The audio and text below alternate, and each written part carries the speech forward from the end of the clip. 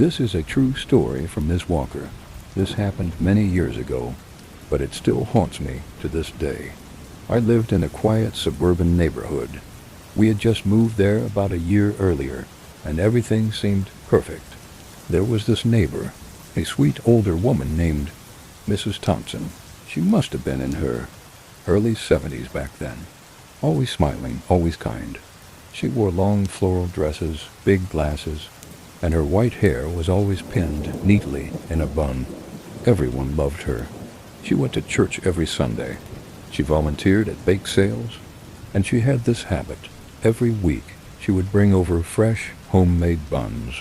She would knock gently, hand you a warm paper bag, and say, "Baked them with love, dear. Eat while they're warm." The smell was heavenly, sweet, buttery, comforting. At first, it felt like such a blessing. In a world where neighbors barely talk, here was someone genuinely caring.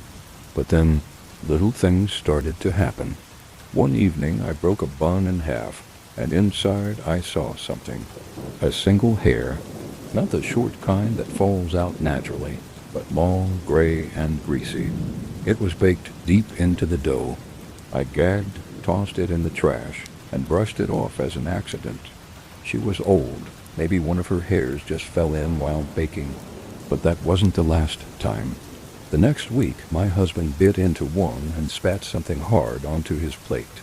It was a fingernail, yellowed, rough, jagged. We both stared at it, horrified. We didn't say anything to her. Honestly, we didn't know how. But the buns kept coming.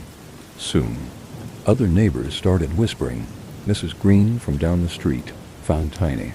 Dried leaves baked inside hers, but not like herbs. These were dark, brittle, and crumbled into dust when touched. Another family claimed they found a dead spider, perfectly dry, its legs curled in. People started avoiding the buns, but Mrs. Thompson never stopped bringing them, and if you tried to politely refuse, she'd just smile wider and say, "Don't be shy, dear. It's good for you." One Sunday after church, I overheard something. An older man, maybe in his 70s, was talking to the pastor. He mentioned Mrs. Thompson's maiden name and how her mother was a healer back in the day, only not the good kind. He said she practiced folk magic, not the harmless herbal remedies you read about, but the darker stuff, curses, binding spells, illness through touch. The man swore her mother used to bake things into food, little charms, pieces of herself, dirt from certain graves, so that whoever ate it carried her will. I tried to laugh it off, but deep down I felt cold. A month later, one of our neighbors decided to test a bun instead of eating it.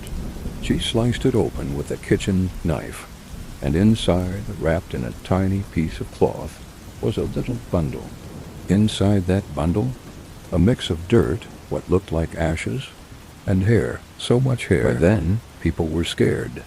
Some claimed they'd been having strange dreams. One man swore he woke up every night at 3:15 a.m. to the sound of someone breathing right next to his bed.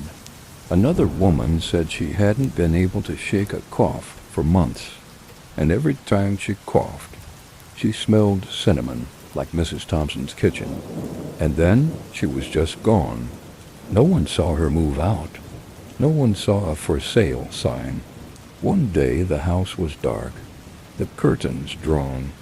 When police checked inside, they found boxes of dried plants, jars filled with nails, teeth, and bones. And in the kitchen, an open baking tray. On it was a single bun. Inside was a small, white human tooth.